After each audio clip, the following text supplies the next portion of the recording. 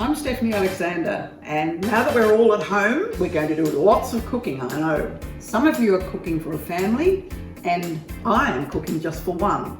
But I'm going today make one of my favourite dishes, which is ratatouille, and it makes a lot. So it's ideal because I can have some for now, and then I can freeze some in small containers for later on. So I'm going to show you how I prepare the tomatoes.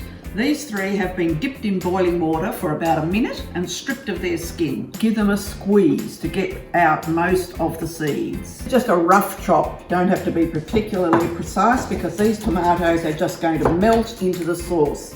So you want to cut these peppers into pieces about 3 centimetres square and then move on to onion and garlic. I'm going to cut my eggplant. They are inclined to be a bit slippery, so I recommend slicing an eggplant with a serrated knife. I'm going to move straight on to chopping the zucchini into thickish rounds.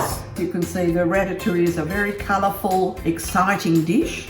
Okay, my olive oil in the pan, and straight away I'm putting in the onion and the garlic.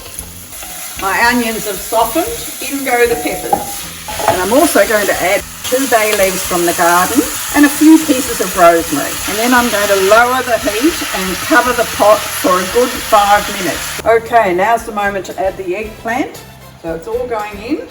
And now I'm going to add the chopped tomato, sea salt, freshly ground black pepper, and I'm now going to transfer the pot to the oven, which is on at 180 degrees for about 40 minutes. So the ratatouille's been cooking for quite some time. I'm now going to add the zucchini. Zucchini going in. I'm going to add a tiny little sliver of olive oil. And then the lid's going back on, and I'm going to put it back in the oven for another 20 minutes. Here we go, the moment of truth.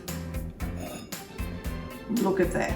Now, of course, you could just serve it like this with a leg of lamb, or you can divide it up into small portions, which is what I usually do, so I have some for another day. It's a great time to get your kids interested in cooking with you and being interested in food generally.